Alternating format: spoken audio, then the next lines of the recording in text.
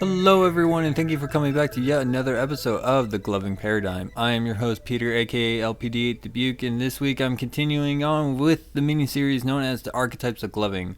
This week is going to be Archetypes of Gloving 102, Light Configurations. Now, I just want to reiterate to everyone that yes, I'm still pretty much in my little living room with a makeshift studio setup. And so if you hear any of the trains or any of the traffic that's going on outside, or if you hear my dog moaning and moving around again, I do apologize for that. Hopefully, the next couple of weeks are going to be like this, and I'm hoping that once I actually get into my new place in Reno, that I won't have to worry about any of this nonsense in terms of traffic and, outside feedback coming through. But let's just go on and get on ahead with the topic of today. So what I'm talking about is in terms of light configurations is just the type of lights that you're using and how you have them set up in your gloves is basically the whole gist of this entire episode. So the first thing I actually want to do is actually break a misconception that a lot of people have been saying, that I've been seeing around. Using the term southpaw in this type of setup is just completely wrong in my opinion, and the main reason is because if you actually look up the actual definition of southpaw, it's a fighting term where a left-handed person is actually leading with their right hand instead of the normal way, which is leading with your left hand. And the reason that being is because their left hand is stronger than their right hand, so they're using their left hand as their power punches instead of being the lead. So just kind of want to break that misconception right now. Southpaw is, and if you took it into the sense of being gloving, southpaw means a left-handed person essentially. So I kind of really want to just break that whole misconception. Southpaw does not necessarily apply to this. So with that out of the way, we can actually get into the nitty-gritty of this. So one of the things I'm actually going to be talking about is basically how your lights are set up on your fingers, and I'm not including your thumbs on this category just because I just don't think including thumbs in these archetypes makes real sense. So, thumbs in essence are its own sub-archetype, which kind of follows the same trend with all the other things I have to say, except for maybe one. So just kind of keep that in mind. And the main reason why it keeps thumbs pretty much separate from fingers is, if you just look at the style of impacting, it's basically kind of sets up everything else. That, when you're doing impacting, you have your thumbs on the bottom, and, it brings up a whole new different dynamic of how you're supposed to operate. So that's why I separate thumbs from the fingers. And then there's a couple of things when I get into the light portion that you just need to kind of understand now. It's very simple when you look at lights and you just go, oh, okay, it's just whatever the model of the light is, it's its own archetype. They kind of bring that in perspective when I talk about like Magic the Gathering, somebody would refer to a deck as an archetype because that's essentially what it is. Like for a good example, like the dredge mechanic is actually an archetype in itself. And I'm not going to go into whole many details of like what is dredge and all that stuff, but kind of just using it as an example of how it works. So with that being said, when we get that out of the way, I'll get back into the light area in a little bit, but I kind of just want to cover the whole configuration where you actually place them in your gloves. So there are the two main archetypes, which you can either go with one of these two setups in terms of categorization, and one being the former or the ulti archetype, meaning everything's all above, so all your lights are on top of your fingers. And then of course the second one being the ladder archetype, or being the infra archetype. Depending on how you want to go about it, you can use either one of those. And those are the ones that are all on bottom. Now, I know a lot of people probably sitting there thinking, okay, why is this so important for people to know about? It's mostly because with your configuration will actually dictate the dynamics of your show. And I know that kind of sounds frivolous to think about, but if you actually think about it logically, how you're doing like tutting or doing any of your moves that require you to kind of like slide along your fingers, where your lights are dictated are actually going to dictate how your moves are going to turn out. Now, I'm speaking from my own experience because I've done the whole infra archetype where I had all of them below, and I did the ulti archetype where they're all above. So, from my own experience, I've noticed there's a different dynamic that you actually go about it. And from my experience when I have everything under, basically when I got up to the light with my thumb or with a finger, it would stop at the light. It wouldn't go over the light and then be at the tip of my fingers, because that just didn't really make sense to me to actually sit there and configure moving my hand up and then just moving it forward even more, I felt like that kind of disconnected everybody. So the other thing you also take into consideration is the whole dynamic of how whips look when you have them set up in different ways. So with like the ulti archetype, yeah, you have, you got the whips and stuff and they look great, but have you noticed how much more different it is when you have everything below? It's one of the things that I've always noticed when I was doing it, is that my whips looked really, really cool because you had like the entire light basically exposed to your viewer, and if you're seeing where I'm coming with, that's basically where I'm going. So you have those, you have the ulti and infra, or the former and latter. The main reason why I did not choose top and bottom, mostly because I just didn't want anything that I'm trying to categorize in the gloving scene as a way to be used as an innuendo. So I'm actually trying to make this sound a little bit more sophisticated or a little bit more cleaned up, so we don't have any of those kind of issues. Now, from my own experience, I have a setup that I know not a lot of people do, and the people that I have shown it to that actually like it have adopted it into their own. So what I actually refer to my setup is known as the Ender's archetype, and the main thing about that is just all your lights are up on top except for your pinkies. Your pinkies are also on bottom. And of course my thumbs are on bottom as well, and there's multiple reasons why I have it set up this way. The main reason is because if you listen to my previous episode about handicap adaptations, one pinky is actually shorter than the other, so I can't actually use my ring finger to actually change the light on my pinky, especially on the right hand because that's the one that's injured, to actually change the light modes that I want to do as I'm going through my show. And so basically I just stuck my pinky lights underneath and changed them that way because it just made it a lot easier. There's a secondary reason that I know a lot of people don't really take into consideration is with my pinkies on bottom and my thumbs on bottom, it allows my palms to be illuminated much better. And what actually brought this about is when my younger brother actually bought his first glove set, which I can only necessarily remember the name of the lights, but I guess they're the Amazing Easy lights. Basically the casing was just a clear plastic casing with a little plastic switch that you move up and down. It wasn't a button activated. Well, it's basically just the light with its long prong, and it had 2 batteries in it, and then its casing. Very, very simple. All it does is turn it on and turn it off. The thing that was so interesting about this particular setup was the casing would illuminate and diffuse the light really, really well, and basically the entire setup with like one giant light. And what I noticed with my younger brothers when he had it set up that way is how much more his hands, especially inside of his palms, were illuminated, and it brought on this really, really, really cool effect, especially when you're moving it around in a long circular motion, and the trailing just looked fantastic. So that's the secondary reason. It wasn't the main whole thought process when I had my setup this way. It was mostly just for the functionality of being able to change my lights with convenience. But since there's this secondary deal going on, it actually elevated the whole setup even more than I actually anticipated. So those are pretty much your 3 main ones. I know not a lot of people do the Ender's archetype, and I know how frustrating it is, especially somebody in my position who's very used to having that setup. And when somebody wants to use my gloves and I have to explain to them, I was like, the pinkies have to go on bottom because that's how it's set up.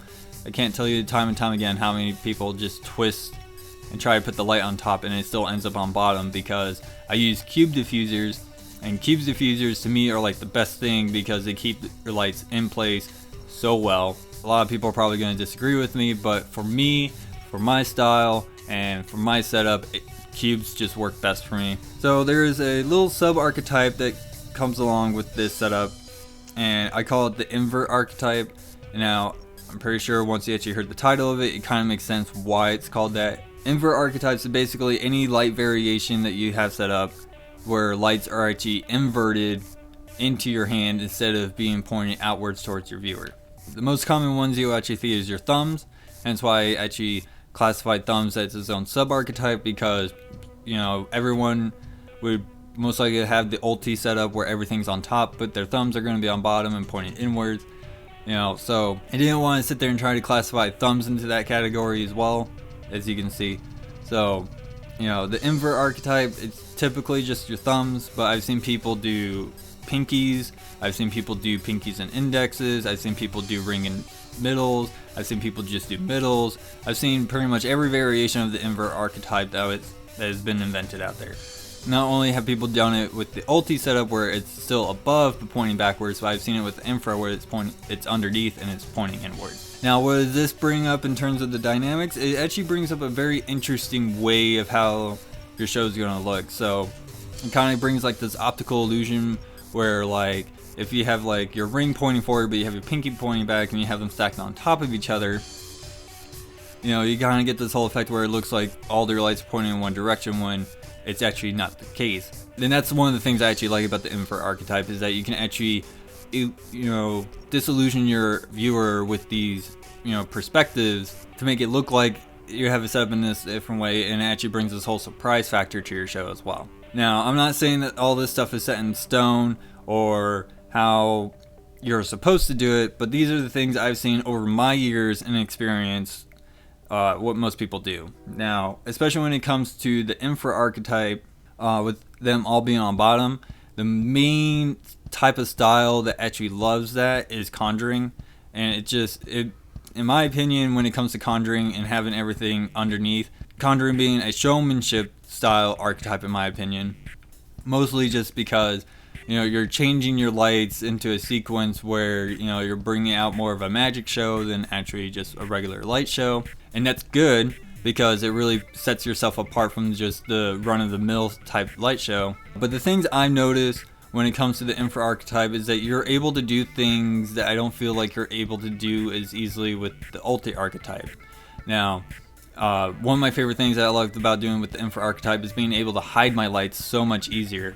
I didn't necessarily have to push my hand against my chest in order to make sure that they can't see the light, so that way, you know, I have the whole illusion going on. Just certain dynamics when it comes to the infra archetype you'll actually notice, like with finger rolls and stuff, you know, with having your back of your hands facing towards your viewers, they don't really see the light as much. It's just the same way with the ulti. When you have your palms facing forward and you have all your lights above, you can't necessarily see the lights as easily. So it's all about how you want it to be perceived by your viewer. But that's what I liked about the infra archetype, is that especially with conjuring, it just makes things look a lot cleaner. And I can even tell you from my own personal experience, when I was changing the settings on my lights through my show, when they were all underneath, it looked a lot cooler because I was able to do, you know, pinching moves to actually change the lights, and it actually brought out this whole cool different dynamic where you'll see this little flash of all three colors and then it'll be in its next mode. And it was just one of the things I actually liked a lot. Now, it's something I am actually working on to actually better up in my show with my new setup, with the Enders archetype setup. I'm trying to figure out a good way to change the lights in front of the viewer to make it look like it's on purpose, but still make it look very, very clean.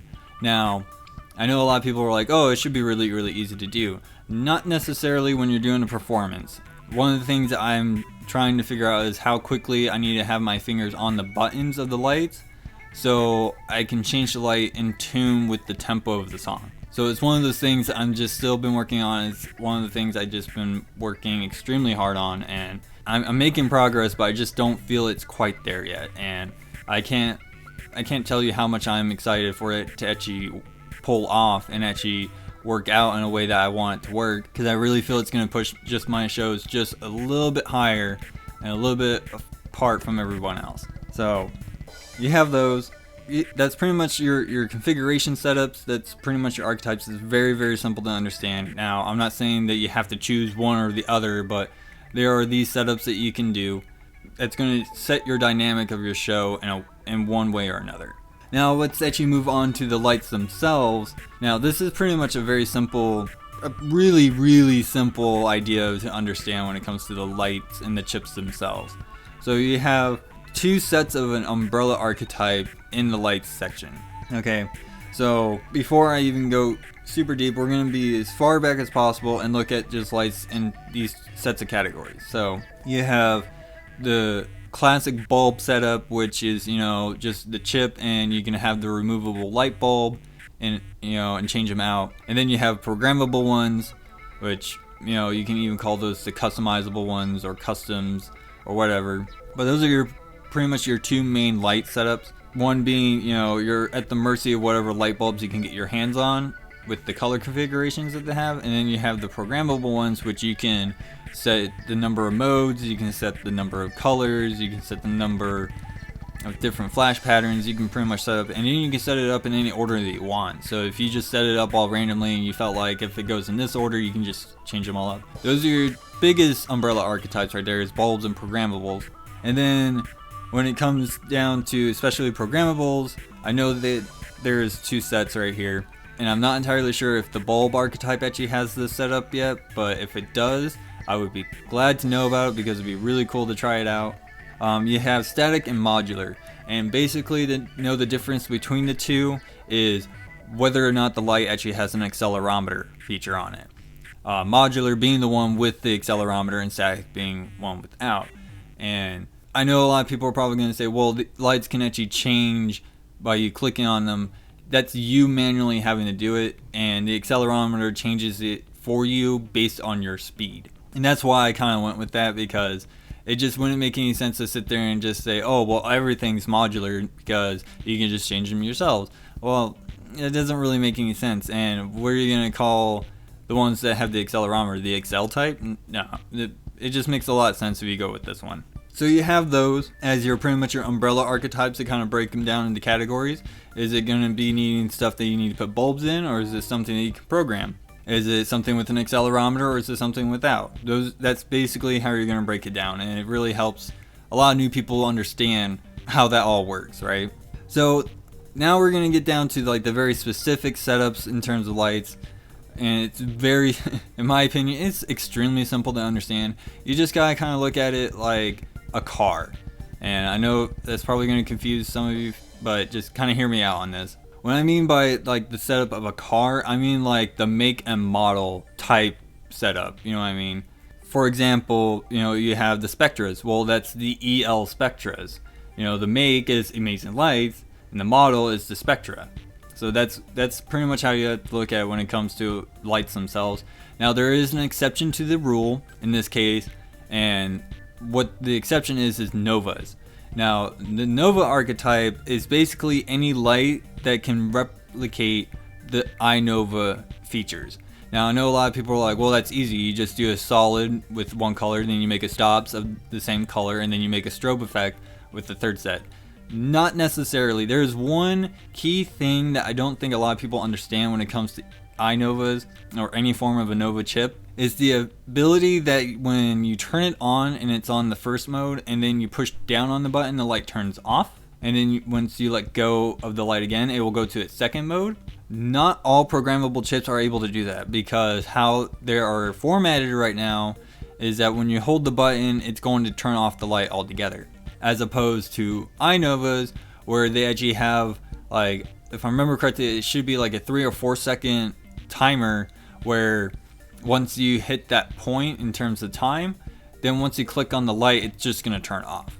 Now, that's the two main things about Novas that not any other light really has the capability of doing, because that's how they're all set up. There's some, like, if I go way back to like drops 2s from Liquid Emotions, you have to hold on to the light for like 4 seconds for it to turn off. If you're in like one in the middle of the whole mode setup. If you want, you can just click it really, really fast to get all the way to the end, and there you go.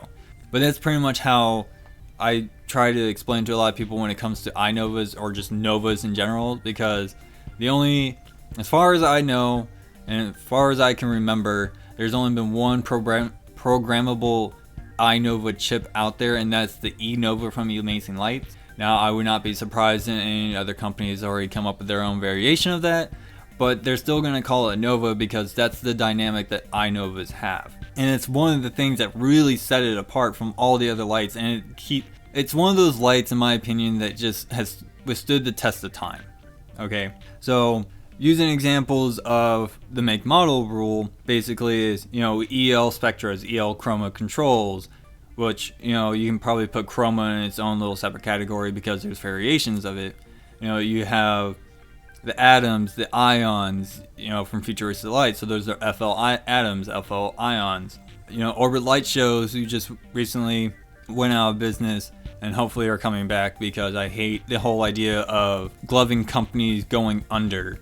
So those are just the examples. When you look at lights, that's how you're gonna do it. Now I can sit here and be like, oh well, anything that has the chroma flash patterning is considered a chroma or whatnot. But that just, anyone can program those in, and especially when you get to like something where spectras, where you have the Bluetooth hub and the app where you can pretty much customize not only the colors in specific ways, but your flash patterns. You actually get a much bigger, really, inventory of flash patterns and colors and things of that nature. So that's basically how I break things down when it comes to not only your light configurations in your gloves, but pretty much the lights themselves. And that's pretty much the rest of my episode. So I actually really hope that you guys enjoyed this far. I am hoping that this mini-series has actually been garnering a lot of attention. I know the first one I did garner a lot of attention, but the first one was a very, very set in stone in terms of what the gloving community thought about in terms of the pillars. Now I know a lot of people are going to change up the names, but I felt like the names that I use really help solidify what a lot of people have said, between musicality, tech, flow, showmanship, things like that. I also kind of tied in storytelling with showmanship in a way, because you gotta have the whole creative flair to tell the story. I would love to hear what you guys have to say. I would definitely like to hear your guys' opinions. So you can definitely hit me up at my email, which is MuttonChopGuy@gmail.com. You can also hit me up on my Facebook page, which is aptly named The Gloving Paradigm. And you can also get onto my Discord server, which is also called The Gloving Paradigm. And I'll actually have a link in the episode description for you guys, so you guys can get there. And you guys should be able to get to my email on my page on the podcast garden. But if not, I'll put the link to my email in the description of the episode as well for you guys. But that's pretty much all I got to say to you. Once again, I am very thankful everyone who has been liking the page and has been interacting with me. I definitely want to get more interaction from you guys, and I'm really, really hoping once I get to Reno that it's going to really, really take off in terms of interaction and actually getting a lot more of the local community's feel on things. But that is pretty much all for this week. I am your host, Peter, aka LPD8 Dubuque, and I'll see you guys all next week.